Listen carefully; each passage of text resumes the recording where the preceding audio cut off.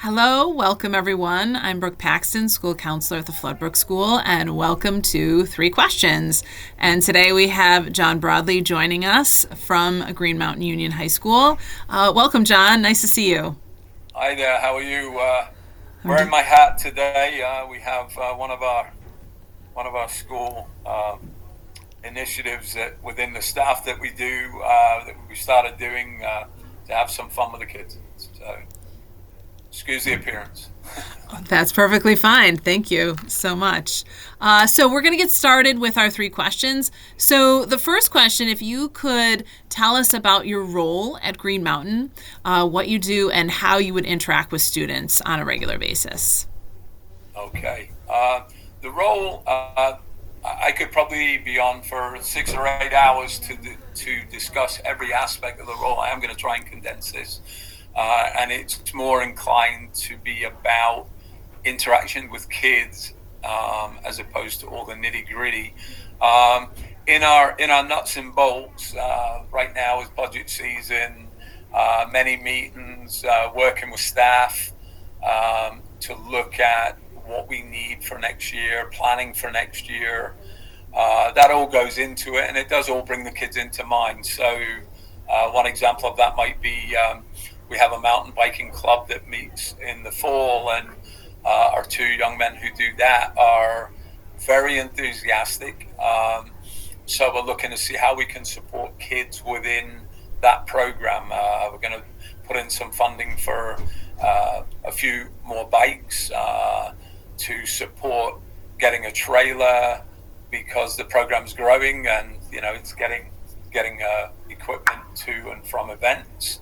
Um, we're looking at some maintenance stuff and maybe a tent for the kids as they're there because I believe this is my second year here, but I believe in the last sort of 3 or 4 years it's grown from like 6 to about 16 kids, which is fairly healthy, and I think it's only going to grow as well because the kids are very excited to do it, and they can do other things too. So one of my encouragements is get involved in school, do as much as you can when you're a student here. So you may have a few kids that might do mountain biking and they may run cross country or whatever in the fall, to give them full participation.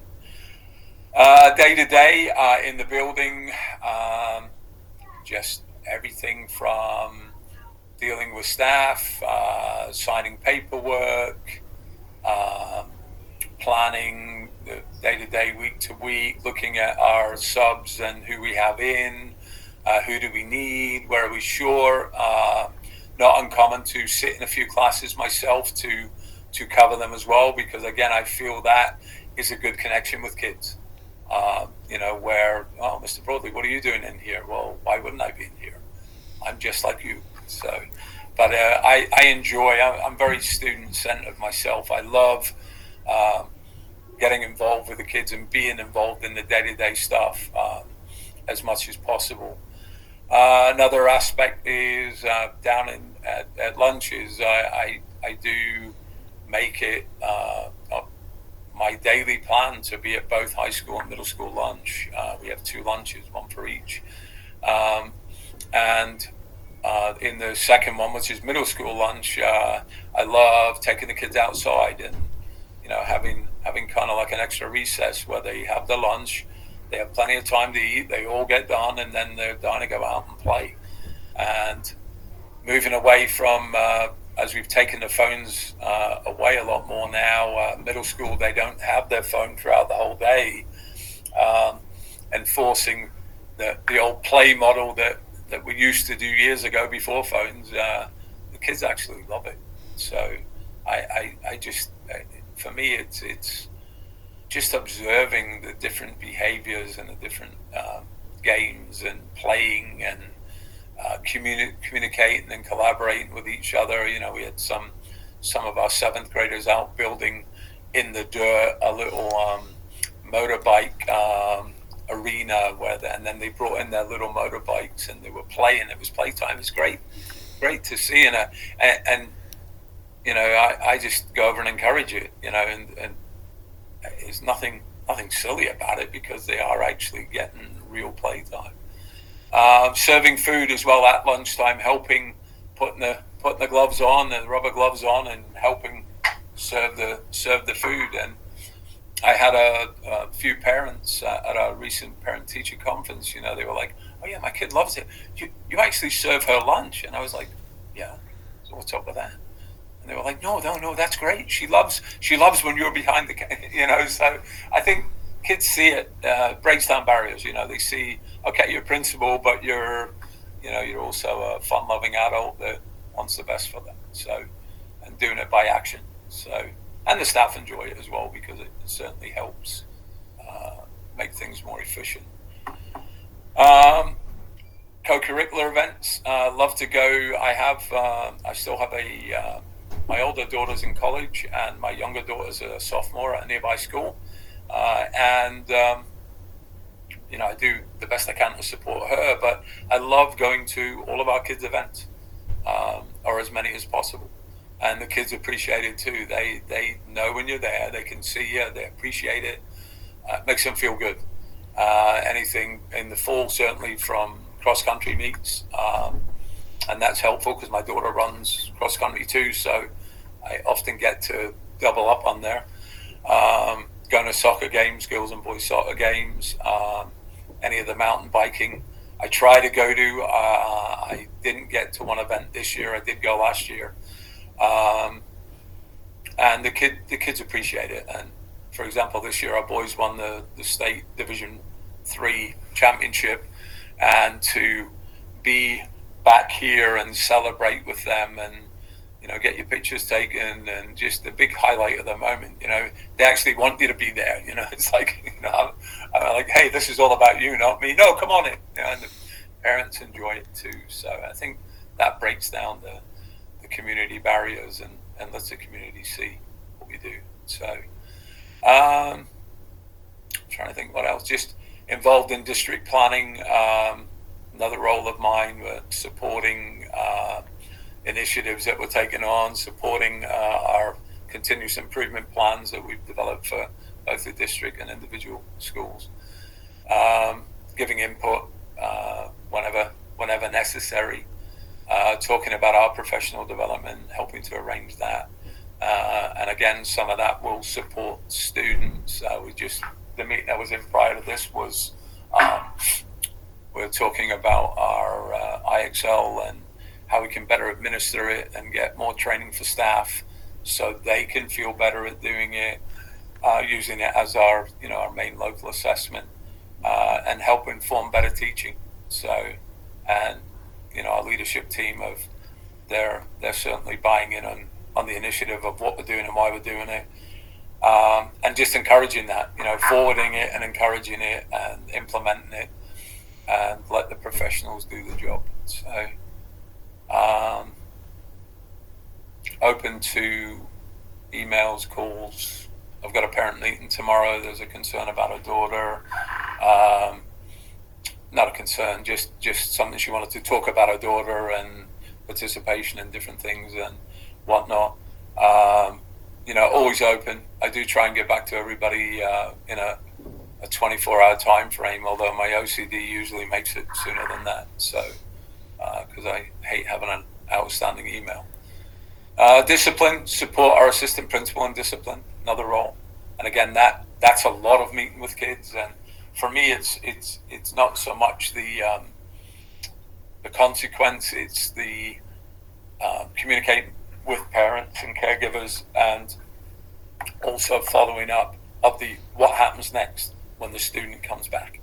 So that I'm huge on that, and usually like to try and get involved in that, although Kate does a great job here. She does 90% of the discipline, so does a good job there. So, but again, not shy, anything that needs done, and she's not shy to ask, which is another good thing. So, if she has a lot on her plate, she'll ask me, and we just get the sleeves up and get on with it. And the kids see that as well. So again, taking it back to the students, they see that it's, there's involvement from the principal as well in what we do.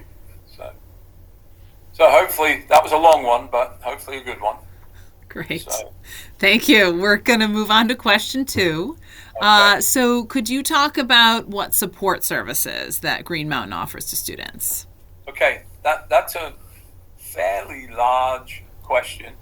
I'll do my best, but please feel free to redirect if it's going too wide or not wide enough. We this year we had a student support team that existed prior to me coming. One of my goals this year was to develop an EST team to talk about individual kids and regularly, and how do we continually support kids, because it's not always when you meet with a student or a family and say, oh, I'd like you to be here more, or I'd like you to go to these classes more, I'd like you to seek extra help more. They don't always do it right away. So, there is a need for the team approach of working with families and kids.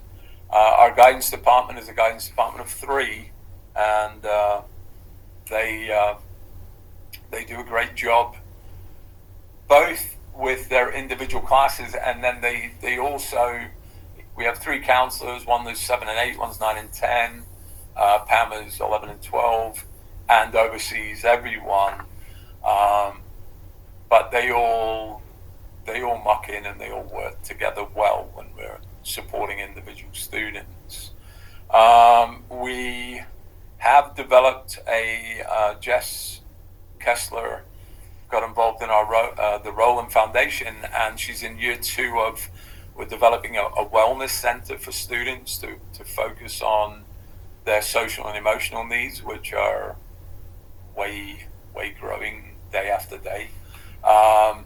We have it's a place where students can go to reset, refocus, get help, talk, maybe just have some quiet time.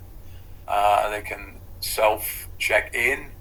It's the purpose of it is for short periods of time to refocus and then hopefully get back into class. Right now we are manning that service by all of us volunteering times to go in. So it's not open all day every day. It's open for as much as we can find time to volunteer to get it done. And I have put in the budget for a wellness coordinator, and it would be a double up to be the other half of the role would be a home to school liaison person, because we believe they fit well in supporting our students and families. Also, we have, in a supporting manner, our special ed department does a wonderful job in being in classes and pulling students out. We do have our normal set time, which is school extra time, 3 days a week, where kids are scheduled for extra help to support them there. My next plan is, I've asked for, we want to add 1.5 math teachers, because we are noticing, A, math is an important goal, B, we are, in my mind, a teacher short at the moment, to be able to offer all levels of math. And the half level of math is to offer interventions and support to, again, support the bridge between special ed and reg ed, and have this other area where kids can be scheduled into as often as necessary to support all of math for now. And the goal is to find some time to carve out and scheduling in our from one of our ELA teachers to provide the same support within there. I have asked for title support. We've historically never had it at Green Mountain, or not for a while. So I'm hopeful that we're going to get some of that back as well. Because, again, intervention at all different levels, you can never have enough. What else? We have, our YES program at the end of the year-end studies. It's, for those who don't know, it's kind of like an enrichment program, and prior to me coming, we had weaved it around getting proficiency completion support. So students at the end of the year that still weren't quite proficient, maybe in a certain subject, to earn credit to graduate, could get support, and we did it. The YES program was I believe a 6 or 8 day program at the end of the year, and the first part of that day was students would sign up and get support to recover any credit that they could, and to maintain or attain proficiencies to get the credit. This year we're going to do it a little bit differently. We're going to dedicate a day. I've taught my superintendent we're going to dedicate a day at the end of the first semester to begin that process a little bit earlier, so that kids can feel a little bit more successful early on from first semester. And then another day at the end of the year before the YES program begins, so that we can then focus more on the enrichment piece for students. So it's like YES is more of a new learning for students, and it just gives them another view on different aspects. Whether we do quilting, we do fishing, we do canoeing, we do climbing, we do tons of different. There's probably 16 or 20 programs that kids can sign up for, and it's a fairly big undertaking. And I think the parents are beginning to understand a little bit better of what it is and what are we doing, why what are we doing and why are we doing it. So, and again, I feel that coupled with the enrichment support or the academic support in those 2 individual days are going to help kids be as successful as they can in classes, and then enjoy the individual enrichment at the end of the year. So that's, in a nutshell, that's an overview. There's a lot of one-on-one time we do with kids. I know Kate and we work with students individually that may come out of class and misbehave, and we'll help them in writing, math, etc. And once you de-escalate them and they're in a calm environment, on Friday we had a student in Kate's office, and we were working on a little bit of writing that he had to finish off, and once he had de-escalated and calmed down and came around, he was able to complete the work. So again, it's just wherever's necessary. I know that sounds tough to do, but I think a lot of schools do that, to be honest. So, but that's where we are in support right now. ESD, SST, wellness room, guidance support, student services, students on plans. We do have a lot of. Oh, your clapper went off there. Oh, there you go. Sorry about that. Yep. So that's pretty much it for us for now, and it's developing and growing. So we'll just continue to do as much as we can do. Yeah, and you have a lot of great programs there, so that's awesome. So we're going to move on to question 3 then, and also this can potentially be a big question as well. So if you could describe student culture at Green Mountain, and you've already talked a little bit about it, but if you could expand a little bit on it. Student culture, we're, again, being in year 2. Last year I spent the year just observing, watching kids, watching staff, interactions, comfortability, making school matter. They're all big on my agenda. I noticed last year, almost habitually, a lot of students were often tardy at the beginning of the day, and I was like, oh, why? I mean, other than the normal reason, why are they tardy? They slept in, or mom had to drop 5 siblings off, and this was the last school. I think that the comfortability and the safety in the building is definitely there. Just these little nuances, I say, the tardiness. So I started talking to students, reaching out to parents of individuals, because they sign in every day. So we know last year it was as much as 30 kids a day were coming in tardy. That's quite a lot. That's 10% of your population. I was like, this cannot be. What? I mean, come on. These are kids that are driving themselves, or they have the capability of getting here on time, and that just it doesn't matter. So, and we don't always have to necessarily consequence right away. So we we initiated classroom management. Part of that is a tardy book for the classes. I reached out to parents and just spoke with a lot of kids. We've sent out letters. We follow our truancy guidelines a little bit better this year, where we're more efficient in the letters being sent out. And I think that coupled with talking with parents has made a huge difference. We're down to maybe 6, 7 kids a day that might be tardy, and again, parents understand, and I think they're appreciative when you do reach out and empathize. If you have 5 kids that are in 3 different schools and you're driving to different places, that it can be tough, and really just encourage. But down to safety, kids feel safe in the building. We do our annual survey, and I didn't have the results there, but I believe 85% of kids from that survey felt safe and felt that they had an adult in the building that they could go to, which is good. But again, we want it at 100, and we're striving for that.